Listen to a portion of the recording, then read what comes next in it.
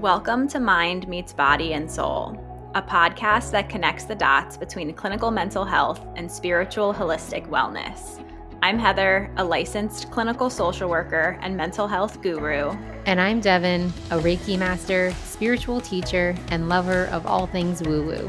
We're here to discuss various wellness topics, highlighting the connection between the mind, body, and soul. We'll be offering nuggets of wisdom from each of our fields with the ultimate goal of bridging the gap between our two worlds. Whether you lean more into cognitive psychology or flow with the woo-woo waters, our intention is to help you prioritize yourself and unlock a fresh perspective to healing, growth, and expansion. We're so excited you're here. Let's jump in. Hello, everybody. Heather here. I'm so excited to bring you a really fun, really cool episode for episode 12 this week. Devon, hello, my friend. Hi, Heather. Hi, everybody. Yes, this is our 12th episode and the last episode of the month. Each month, we will be bringing on a guest. Last month, we had Alyssa Toomey, who was a registered dietitian and nutritionist, brought on by Heather. And this month, I am so honored and excited to bring on my spiritual coach, Michele. She is, if I could describe one person who has really just changed my life for the better, aside from my mom, that would be Michele. So I am so excited and honored to welcome Michele. Michele spent the first half of her life as a professional dancer and choreographer. She worked in film on Broadway and traveled extensively around the world, performing and choreographing in different theaters. After years in therapy and going through her own deep healing, she experienced powerful transformations and felt called to learn all that she could about healing work. She went back to grad school and got her master's degree in depth psychology and somatic studies from Pacifica Graduate Institute, where her specialty was on dreamwork. After this, she transitioned out of choreography and founded her own company, Putting Dreams on Your Feet. Michele specializes in the healing arts, dreams, nightmares, grief, inner child work, energy work, self-love, and living a life of purpose. Her holistic approach incorporates psychology, spirituality, and somatic work in all of her sessions. What a mouthful. Thank you so much for joining us today here, Michele. Oh my gosh, my pleasure. Thank you both for having me. I'm really excited to be here. I'm so honored to not only have you on the podcast, but I also feel like the fact that I get to share you or introduce you to Heather and to our whole community here on the Mind Meets Body and Soul podcast is just really special. So you have quite the background, and I know for me, bringing you onto this podcast is a chance for us to dive into my story on a deeper level and also to showcase to our audience another level of healing that kind of puts together both Heather's world and my world.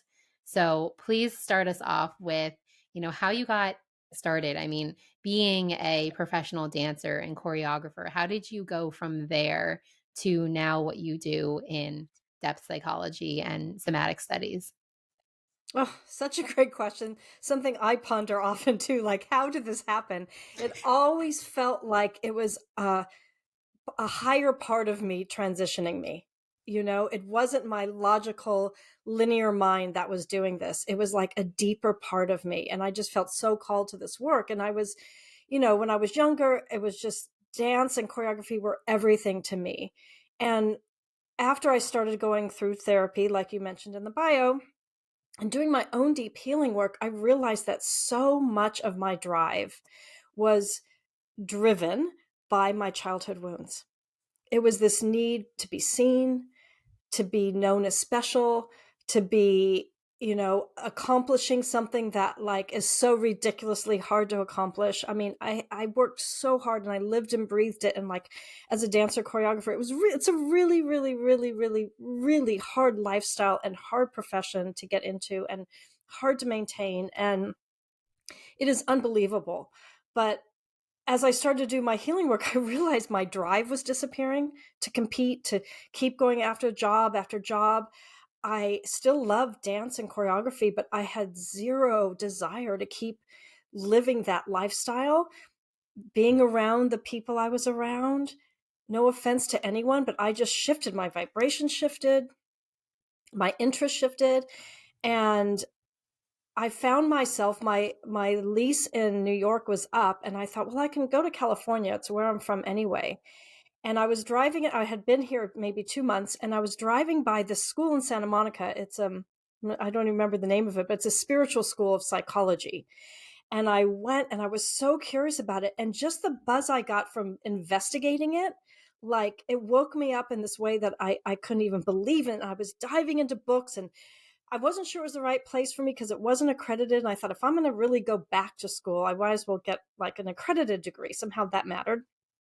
And my therapist at the time suggested Pacifica, which is up in Santa Barbara, 2 hours away. So I drove up one day.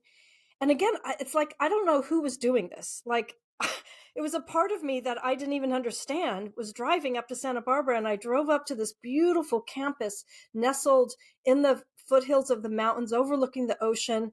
And I just felt the energy. And I mean, I can get emotional talking about it. And I was like, oh my God, I have to come here. And I didn't know anything about it.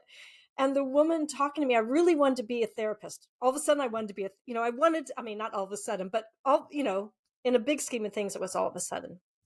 But I wanted to be a therapist. I wanted to take people through the experience I went through because it was so transformative. And I just wanted to learn everything I could. And I learned when I got to this school, their motto is the soul of the world. And Stephen Eisenstadt, the founder, listened to the ground and talked to the ancestors of the land to ask if this was the right place to build a school. And just that approach and those things connected to the spirituality of it spoke to me so greatly. But the woman who I was talking to, the counselor, said, I don't think you're a clinician. I don't think you're a clinical psychologist. I'm like, no, but I want to be a therapist. And she said, but you have this dance background and there's such healing with the body. You wouldn't be able to work with clients with what you know with the body. You wouldn't be able to go out on the beach and do somatic work with the elements, which is something I was very passionate about.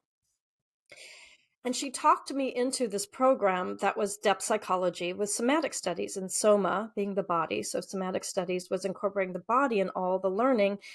And depth psychology, for any listeners who don't know, because I certainly didn't know, is the study of the depths, which is our unconscious. And it's so funny because I spent a couple years there, and my cohorts and I would laugh afterward. Like, we spent 2.5 years learning what the unconscious is. And do we even know still? Because the unconscious is a part of us that our conscious mind can't really access. Otherwise, it wouldn't be unconscious. And it is so vast, and it incorporates spirituality. It incorporates the body, it incorporates dreams, it incorporates so much that's unspeakable. And I feel like I have a better understanding of it now, years later, and working on it. And really, dreams taught me so much about it. But so anyway, a long story short, I found myself at this graduate school, and I would go once a month for 3 days. And I would drive in the morning at 5 a.m. And I really would say to myself, I don't know who's driving. Like, it really felt like my higher self, my soul was driving me. It was beyond my control. I mean, of course I have control, but you know what I'm saying. It was beyond my will, my linear thinking, my logical thinking. And I couldn't help myself. And I was still traveling and choreographing at the same time. So it was a challenging time. And the school, as you probably know, Heather, any psychology school, like my own stuff came out, and I was going through my own, it was like fast track therapy. It was so much. And then it took me a couple of years to slowly start transitioning, but I eventually did. And I have zero question about it now. It was hard to leave choreography, but it was my ego, my identity of who I was. I identified myself as a dancer choreographer for so long. I was so attached to that label. It was really hard for me to let that go. And that in itself was an interesting process and healing. And to become just me without a label, without a need to define myself, without needing to be successful, without needing anything. And that was probably one of the biggest healing gifts I experienced. I mean, wow, that's just like amazing. And I think so much of what you're saying probably resonates with our audience, in that at least it resonates with me, in that like sometimes I find myself doing things and I don't know why, and I don't know where I'm going. And Devon and I talked about this in our last episode, where we're like, sometimes we're just kind of like out there trying to navigate these seas and these waters, but we don't 100% know like where we're going or why we're here. So I think it's really amazing, even having like your dance background, you found a piece, but like there was still something missing. It wasn't like all of where you were going, and you needed that piece, and you involved that piece still in like your future. I just think that's like a really cool story. So thank you, Michele, for sharing all of that with us. My pleasure. I love how you summed it up. And something that amazes me too each time is like we found this with our first guest, and now, just in this first intro of you speaking, I'm like, it makes so much sense why you are our guest on this podcast. And as you know, Michele, this podcast brings together more of Heather's world, the psychology, the mental, the clinical, research based. And then my world, as you know, the more spiritual and energetic world. And so bringing together that mind, body, and soul component is also what you do. Like you wrap up all of those three pieces in one. So thank you for going into what depth psychology and somatics are for those who weren't sure. I think it's so interesting to see somebody who's gone from a field seemingly so different, like dance and choreography, to now this more spiritual psychology world that you're in. It's so interesting, piggybacking off of something Heather said too. It's like I did dance, but it was only a part of me. And when I was moving from New York to California, I mean, I like sold everything in my apartment. I moved with 13 boxes and my cat. It was like this huge, like just purging. And I went through all my books, and I had a dancer friend come over, and I just said, "Oh, I'm sure I've got some great books you might want." I didn't want to travel with all my books. And we were going through the books, and I had spirituality books, philosophy books. I had Plato. I had Deepak Chopra. I had Marianne Williamson. Conversations with God, like all those at the time, traditional like spirituality, mainstreamy books. And then I had some obscure ones. And I think he got 5 dance books. And then I had all these other books. And he said, "Wow, I didn't know this part of you." And it was just such a part of me that I didn't even think, because spirituality, it's like that part that we don't even know how to describe, or that part that drove me to school, or that part, like you guys mentioned on your last episode, it's just sort of there, and it's just a part of us. And it's like, I remember hearing a spiritual teacher say, someone asked him if he was spiritual, and he said, "Well, we all are, because we're human beings with a soul. So yeah." And I loved that answer.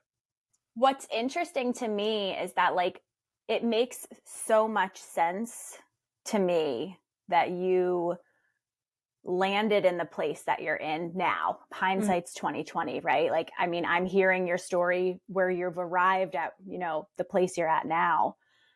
I worked for a few years with a dance movement therapist, and like you're reminding me so much of her. And I remember like she would run groups at this program that I worked in, and it was so powerful for the patients we had to just connect with their body again. And like the body can be so telling and healing, and like I think it's such an important piece of all of this. So like I'm very curious to hear more about like the work that you're doing now and what that all looks like in this depth psychology and somatics. Like I'm very curious.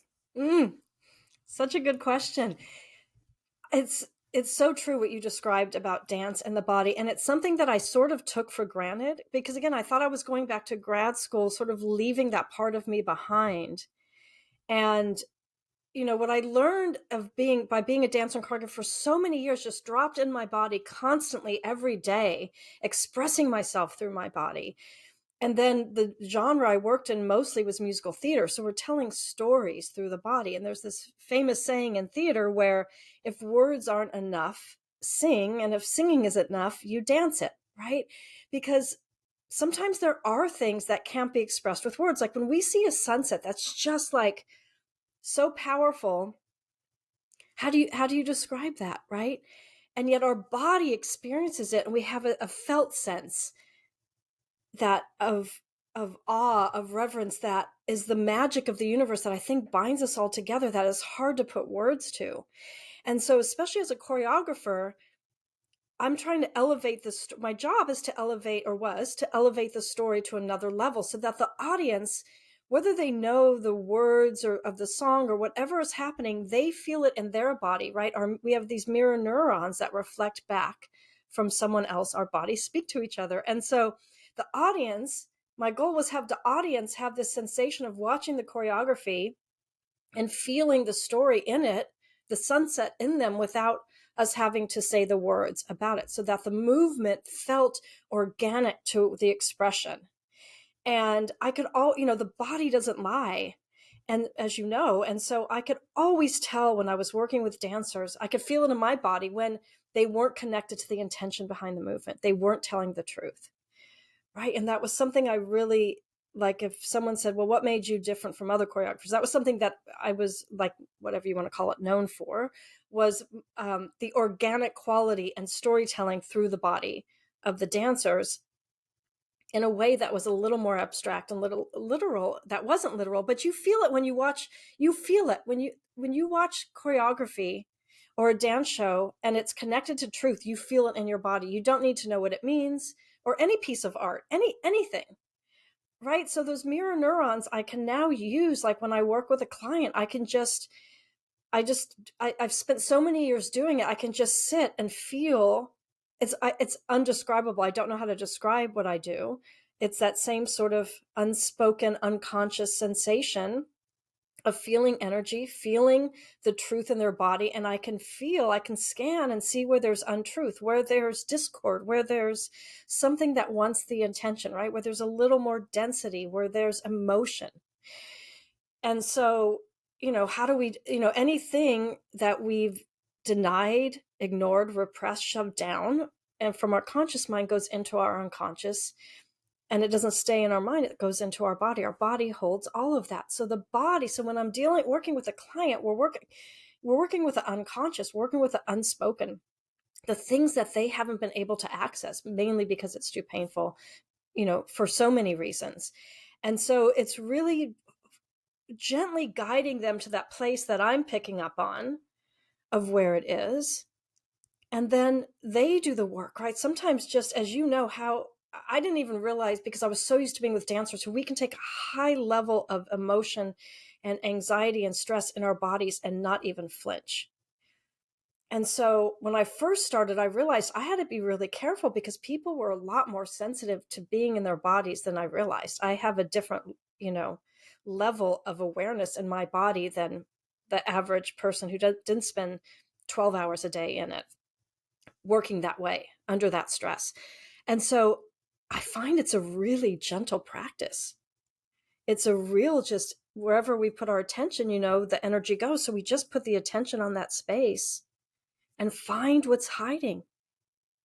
And then the body knows how to bring it forth. The body knows how much to bring forth with that specific client, because the body knows how to heal itself. We just have to get out of the way of our conscious mind, of our judgments, of our stories, our beliefs, right? All that stuff, and allow the body to express it. And it usually, it's energy that has been shoved down. So energy, what I've found, needs to complete itself. And so if that emotion to fully get to be felt, it's going to stay there. And so often we can navigate the world at 70 or 80% of our healing work, right? But there's still something that blocks us, or we can't get to that next step. And it's all that unconscious. And, you may have heard the statistic that for the average person, 95% of our choices are made unconsciously, that the body is already making that choice before the conscious mind is even on board. And that's like a powerful statistic, to think we go through life making these decisions, right? We're on autopilot. Like you guys mentioned autopilot on your last episode. We all do that, right? It's part of our society. We can zone out on Instagram. We can be just whatever, just we're not tapped in. We're not fully conscious of what is going on. All our focus is external. And so the work is coming back internally, checking in with the body, checking in and making all that unconscious conscious.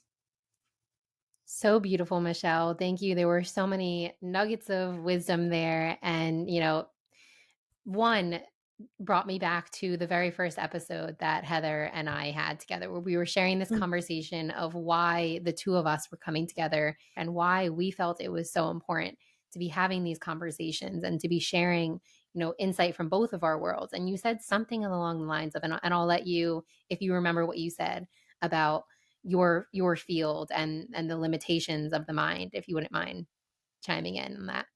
Yeah, absolutely. I mean, I'm a therapist. I wholeheartedly believe in the power of therapy and unpacking and healing, but we can't heal or work on things that we don't have the words for. Or I think like we can't always articulate, Michele, like you're saying, you see this beautiful sunset and you're like quite literally at a loss for words. So how are we supposed to talk about something that we can't formulate sentences about? So I think like that's where like my work kind of limits itself, if that's what you're referring to, Devon. It is. Thank you, Heather. And yeah, no, I fully agree with you. And that also, as Michele was speaking, one, as she's talking about the body, I'm like, oh my goodness, I don't know if I've ever been that aware of my body and ever been that in my body in the way that you describe it. The way that you describe it, Michele, was just so poetic. And I'm like, oh, I need to spend more time with my body, in my body, feeling it all. And so the way that you described it there, beautiful. Thank you. And it also brings me to, I mean, I think an important piece of this episode is kind of like bringing up our work together and how, Michele, you have helped me unlock and heal so much of my past in a way that only, this type of somatic healing would have been able to. If you would be okay chatting with me or, kind of going deeper into what our healing sessions have been like. Absolutely. But I would love for you to take the lead on that, because I'll only share as much as you feel comfortable sharing, and then I'll follow up if that's okay.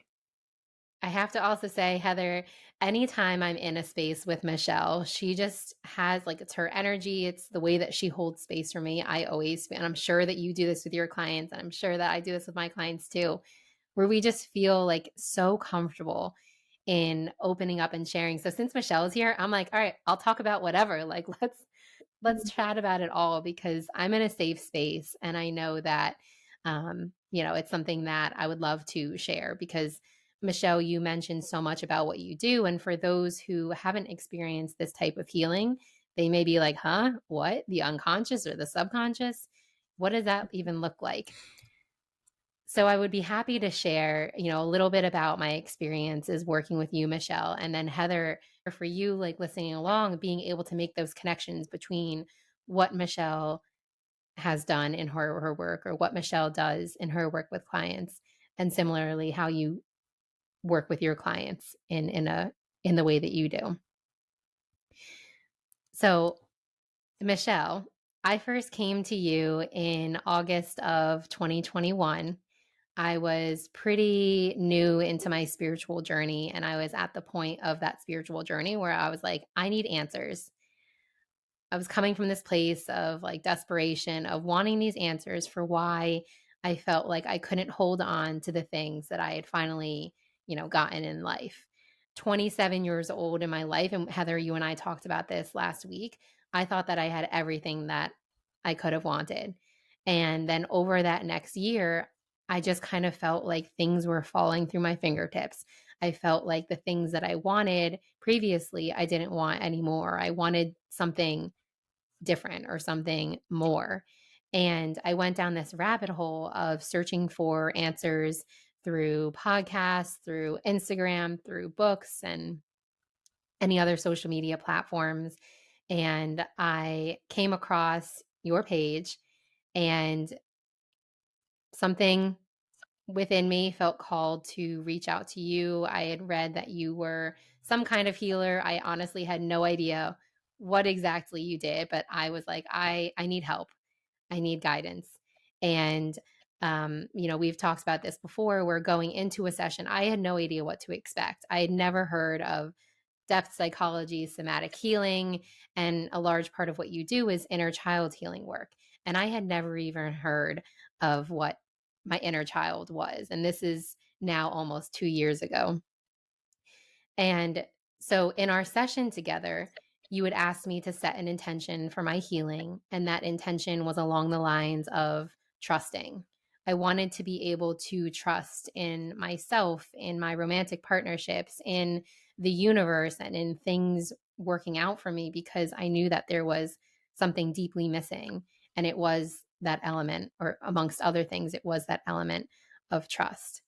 So I'll explain just very briefly how the session went, and then if you want to take over and just kind of like break that down, how that works and why, that would be great.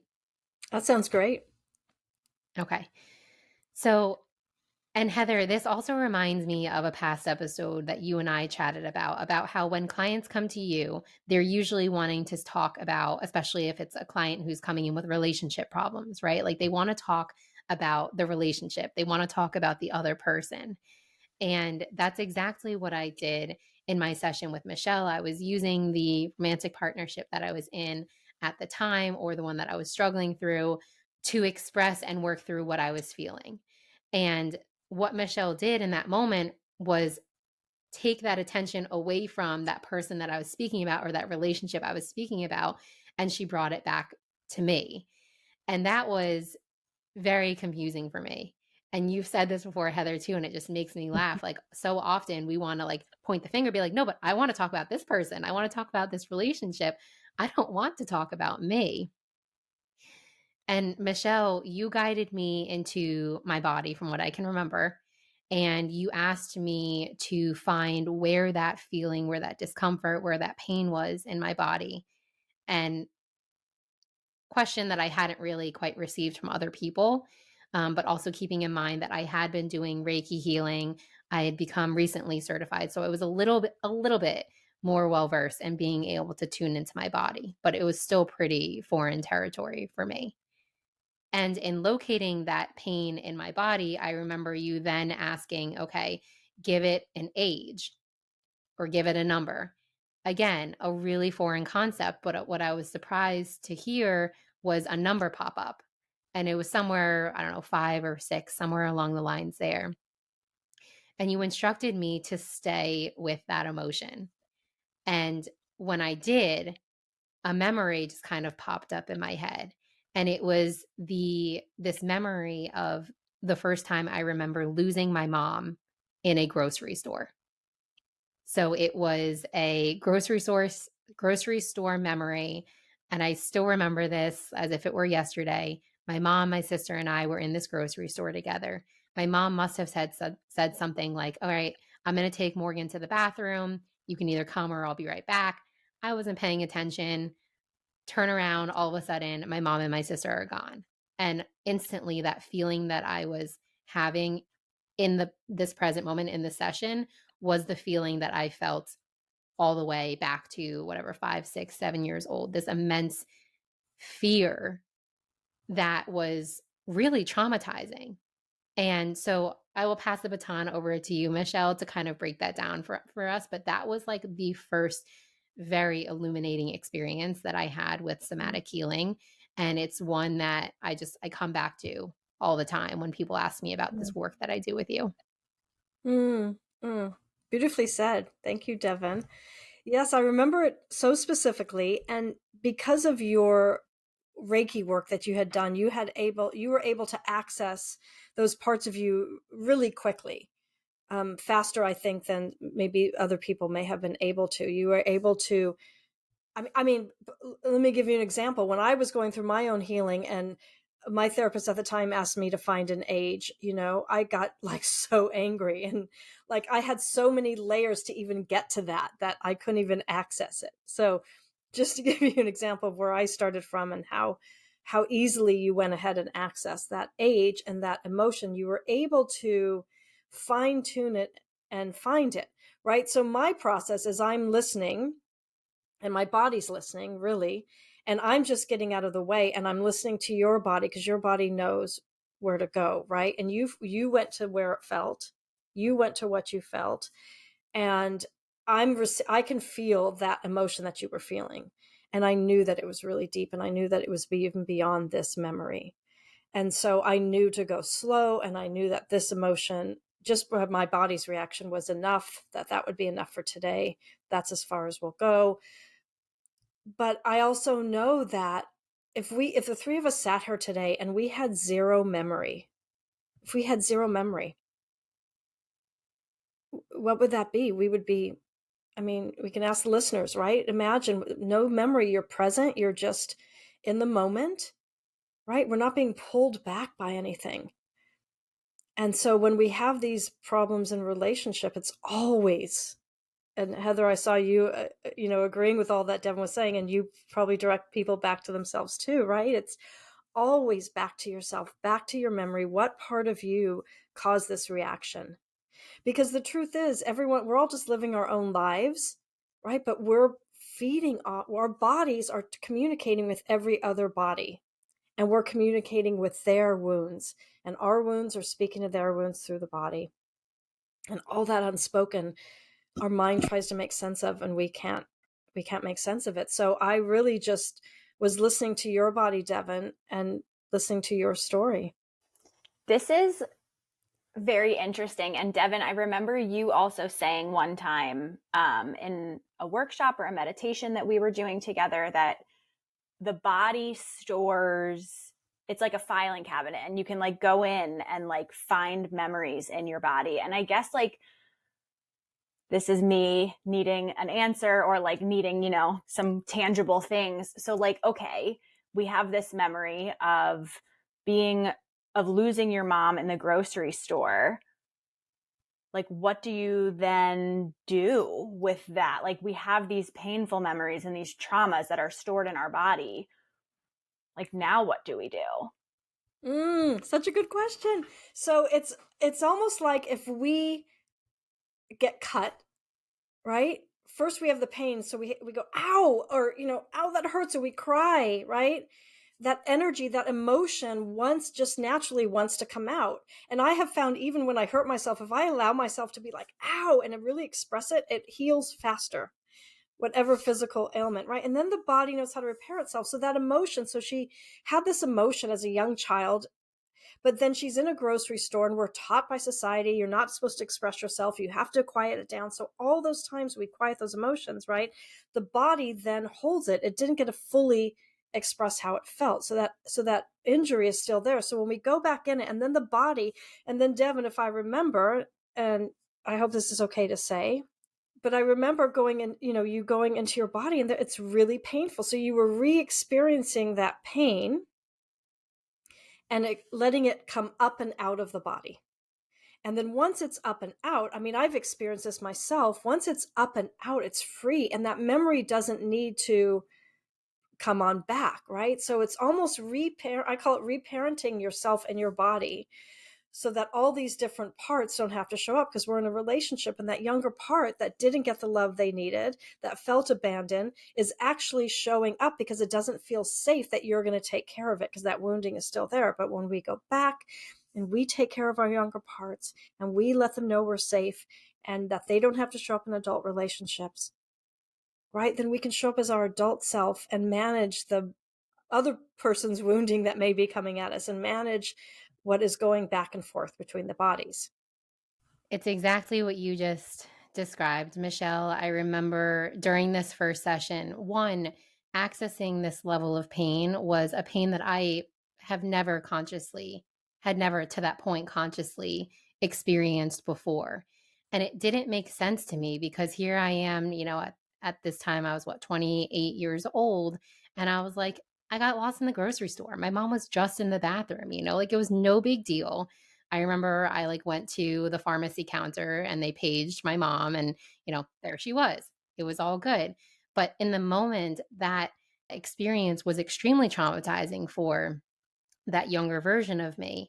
And because, as you mentioned, Michelle, because that pain wasn't properly felt and processed and released by my body, it stayed there. And so when I'm talking about this relationship or this experience that I'm now having as an adult, it's triggering that wound that stemmed from truly way back when I was a kid. And that's what happens with our trauma. And that's what happens as adults when we've experienced trauma in the past, that our outer experiences, our relationships, and thanks to Michele, I understand all of this, those adult relationships, any of the triggers that we have are bringing us back to that past for the purpose of revisiting those shadows and bringing them up for healing and release. Yeah, I'd love to add on to that, Devon, too, is because what you said was like, well, I was just a little kid lost in the grocery store. But that was also on top of deeper wounding that you had, right? So we start off, and those of us who have had young things happen when we're really young get stored in our body. If we're told by our parents, quiet, don't cry, you're not allowed to do this, don't scream, or, all the stuff that happens. Then we go to school and then we get abandoned and we can't feel. So all these layers, right? You've heard people talk about peeling the onion. All these are on top of each one. And so you think, but why is this reaction so big for this thing that happened? And then you discovered, as we kept doing sessions, the layers that were underneath all this, that were really fueling those reactions. Well, Michele, you know this, and Heather, you're about to find out. I'm the kind of person that's like, when I find or figure out that there's something that needs to be done, I'm like, all right, let's get it done. When it came to my healing journey, I was like, unpeel all the layers of the onion. Like, let's dive in deep. What else is there? And so that experience, that first one that I had with Michele, like, opened the door for deeper healing to happen. But I had no idea what would come of that. And so scheduled my second session with her the very next month. We go through the same exact sequence.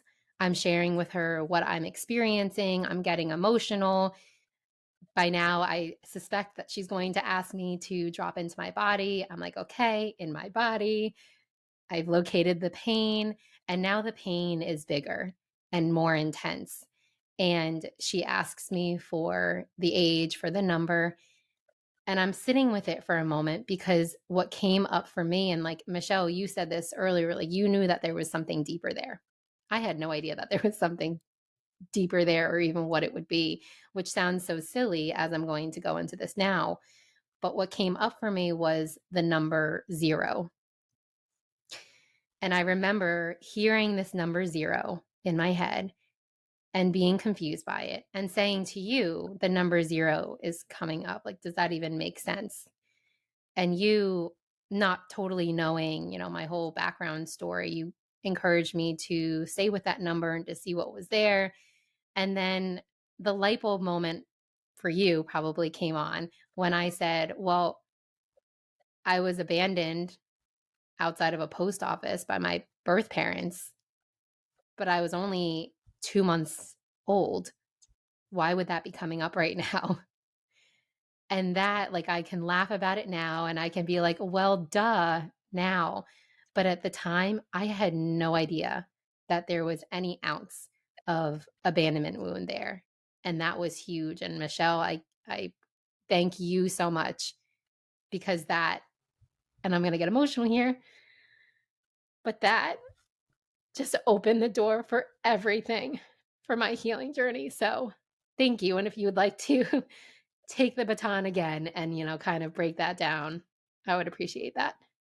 Oh my gosh, Devon, it was so big, that moment, right? It was so tender. It was so huge, the depth of the grief that was in your body, the depth of abandonment, the depth of, again, one of those things that you can't even put words to, that this, we can look at it outside of ourselves, and this little infant baby that was, as you once said, was only outside your mother's womb for 2 months and was inside for 9, right? That this baby was left alone, not knowing that it would never see its mother again. But no, I mean, just, does the mind's not cognitive yet, right? It's not processing, but it's feeling all of this, right? It's not in a comfort zone. So the cells remember that.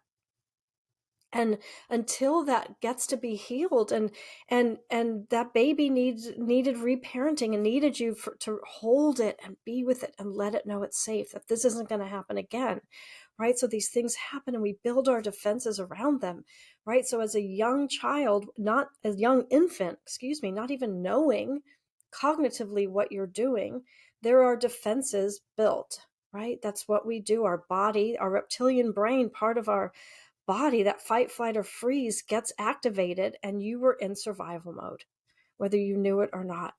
And then as you go through life, that memory is there until you can go back and let that infant child know that we're not in danger right now. We're safe. I'm looking after you, right? I'm going to make sure we're not in situations that make you feel too vulnerable or not protected.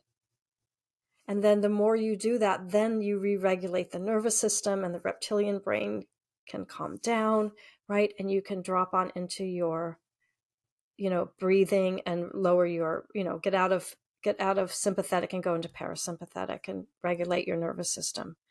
But that was deep wounding, and that took time to revisit her. And there's probably still a tiny bit there too, to make sure she knows, young infant, beautiful little infant Devon, so vulnerable, that she's safe in certain situations.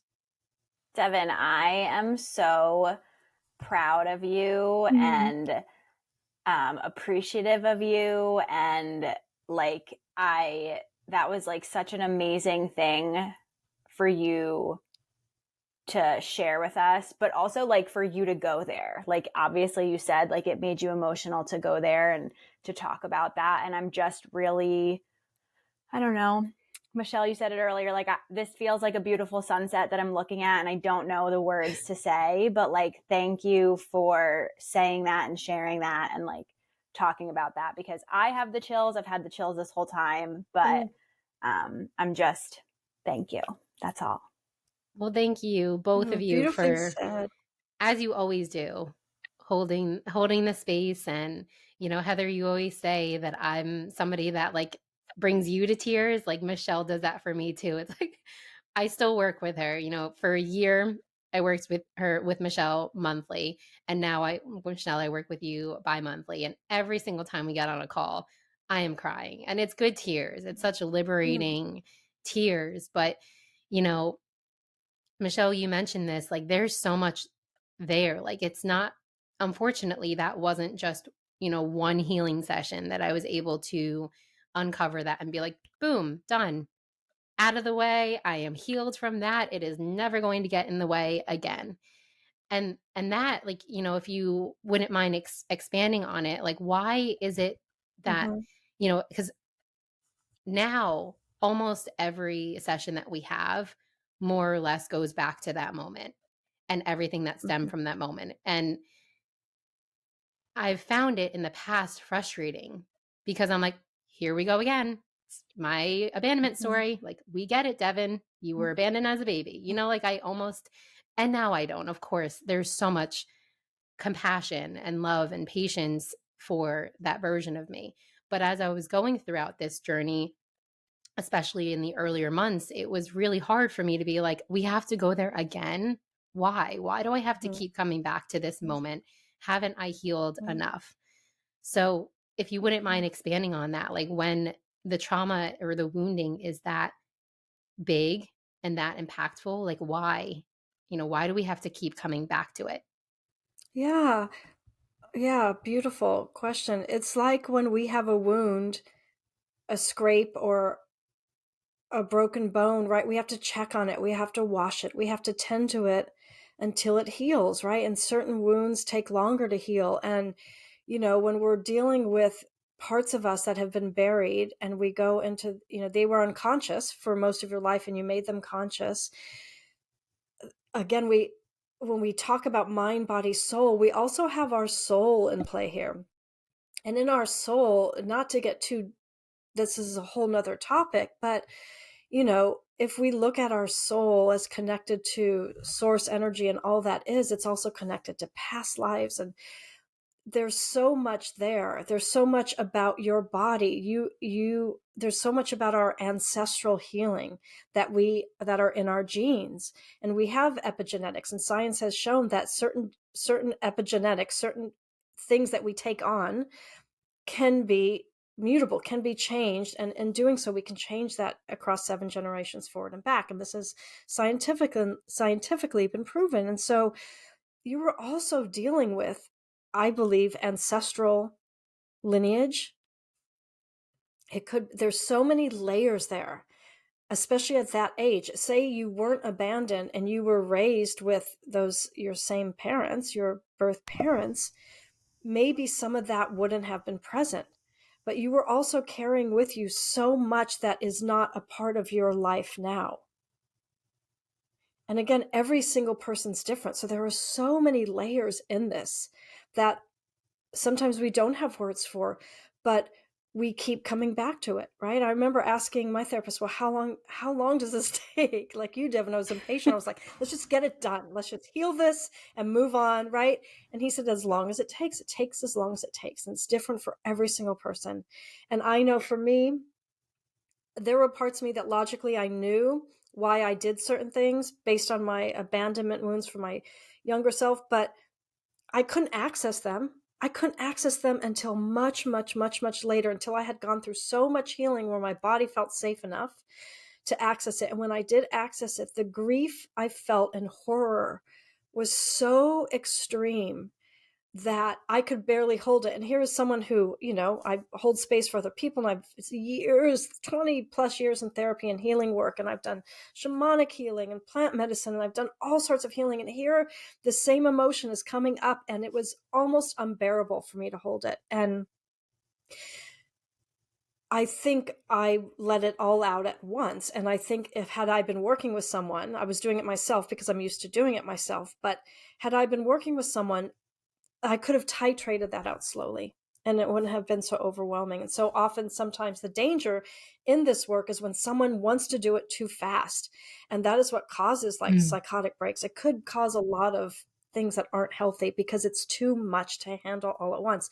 There's a reason that emotion didn't come up until now. Right? So even though I know it feels like so much, Devon, when you go through it, right? You're letting out as much as you can that is safe for the time being. And you're pretty aggressive, and you're so brave, and you dive in deep and go fast, but you can only do as much as you can do. So I guess to sum it all up, it takes as long as it takes. And, that grief is multi-layered. It goes generations. It's past lives. There's so much more than I think this current body that we're living in, where our logical mind says, well, A plus B equals C, this should be done. I brought this up, we healed it, it should be done, right? There's so much more nuanced in that healing work is.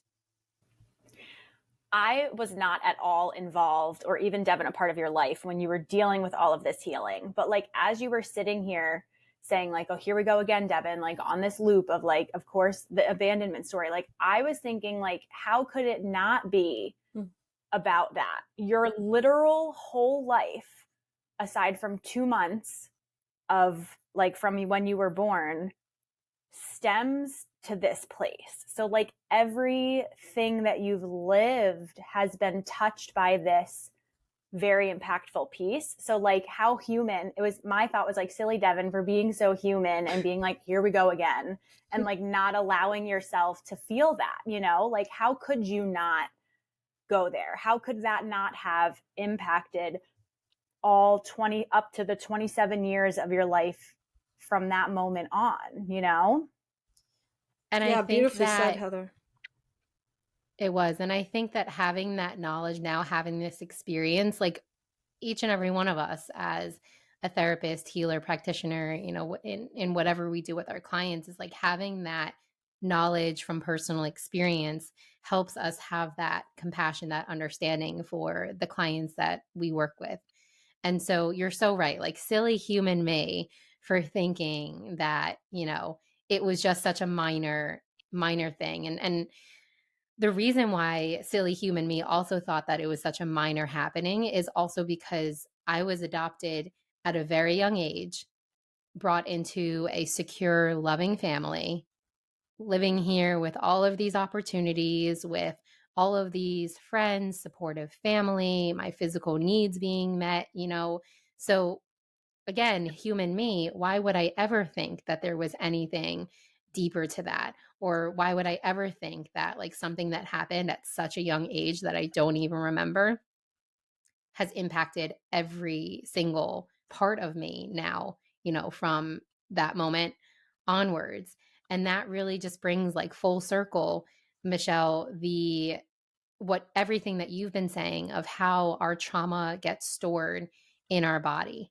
And it's like this deep cut that's probably the deepest that will ever be there. It's not something that we can just, slap some ointment on, a band-aid, and it heals on its own. It's something that we have to keep revisiting time and again. And now I understand Mm. that. Mm. Yes, we want to fix things and label things and tie them up in a bow and put them somewhere that we can understand. And sometimes we can't understand what a 2-month-year-old must have felt like, even if it was ourself, right? It's incomprehensible. There aren't words for it. And so healing, I believe, is to be experienced more than understood. And I think that would be the best way I could sum it up. Sometimes there aren't words for Yeah. horrific things people have gone through. Yeah. Well, thank you. And I know, Heather, you had asked like, okay, well, what do you do to help heal these? And I would love to share the very helpful tips that Michelle has given to me. And then I will also, Michelle, ask you if you have any last tips to leave our audience with. That would be great. The two tools that you left me with that I come back to time and again is one, the trauma hold. Hmm. Yeah, it's from Peter Yeah. Levine, who did somatic healing. Yes, and it's the right hand under the left armpit and then holding yourself, and it puts your body back into parasympathetic and gets you out of fight, flight, or freeze. Whew, I can feel it even right now. I just, your body feels held. It's about the places where you're holding it. I drop into a deeper breath every time I do it. So yeah, it is such a useful tool. I'm grateful for him for bringing that forth for all of us to use. And I love that hold, Heather. You had asked, right after we were talking about the grocery store experience. That's the very first tool that the tip that Michelle offered to me was that trauma hold mixed with the breathing to just help calm the nervous system. And the second one is Mm. more personal for me, but I know that it works, in with my clients, I'm sure with your clients too. And because my wounding happened or because my trauma happened at such a young age, the inner child that I come back to time and again is that infant Devon. And when I ask her what she wants, first and foremost, it's just to be held. And so I will Mm. literally just cradle my inner child. And we do Mhm. this in many sessions, Michelle, where you'll instruct me or you'll encourage me to just hold her. And I do. Mm. I close my eyes and I just pretend like I am cradling her.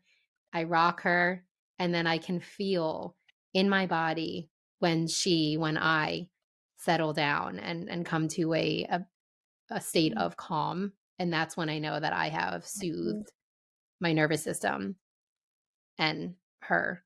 So those are two Mm. powerful somatic practices that I utilize often.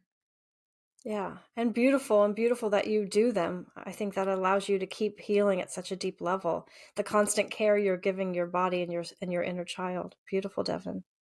I love those. I think that those are two things. I love tips and I love to share tips. I think like that's the fixer in me wanting to like have a tool to walk away with. So Yeah. those are amazing.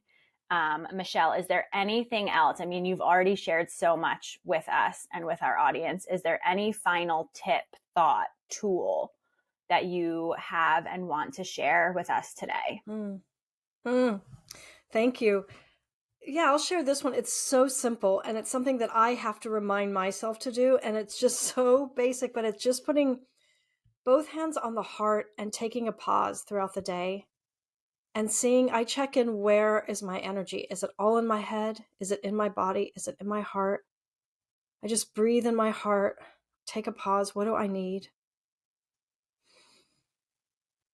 And that just sort of is regulating. If we only all just took that time, that moment in our day to do that, to check in with our heart and to ask that very important question that you just posed, Michele, what do I need? Hmm. We would all I mean, I felt be. that I was up here, like all my energy was up here. I was listening and I was all active up here, and I dropped in and I settled deeper in my chair and I calmed down, and it felt really good. I don't know how the experience was for both of you, but it's such a simple but powerful practice. I love that. Thank you, Michele. I know we could continue going on for hours on this topic. So maybe we'll just have to have you back for another episode down the line. I love that. Thank you. Thank you. It was an honor to be in this space with both of you. I really had a wonderful time, and thank you for all your questions and everything you brought forth. Before we totally wrap up, Michele, selfishly for me, but also for the audience, where can we find you? How can we connect with you? Thank you. Instagram, I'm on quite often. It's at Putting Dreams on Your Feet. And my website is michelelynchhealing.com. Wonderful. Thank you. We will have all of those links in our show notes of the episode. And for anyone who has any further questions, because I'm sure there will be follow-up questions here, we will have space underneath in Spotify, underneath the episode, for you to drop any questions. And as always, you can drop questions through our Gmail at mindmeetsbodyandsoul@gmail.com, or through our Instagram as well. And yeah, we really thank you so much, Michele. To end our episodes, we usually take turns looking at our vision boards and pulling something that we see or something that's calling to us as a way to close out. Do you happen to have anything in the nearby area that's calling out to you that you might want to leave our audience with? It's so funny. I pulled a card before the session, and this is from one of my favorite card decks, Metatron card decks, and I pulled Silver, Warrior of Light, and there's the moon, and I don't know, it's been staring at me this whole session, so I'll bring that forth. I love that. Thank you so much. I think, like, we've been talking about all of this healing work. And as you know, this healing work is about bringing that light to all of the shadowy, all of the parts of us that we have repressed, ignored, forgotten about. And so I think that that's a perfect card pull for this episode. Thank you, Michele. Yeah, my pleasure.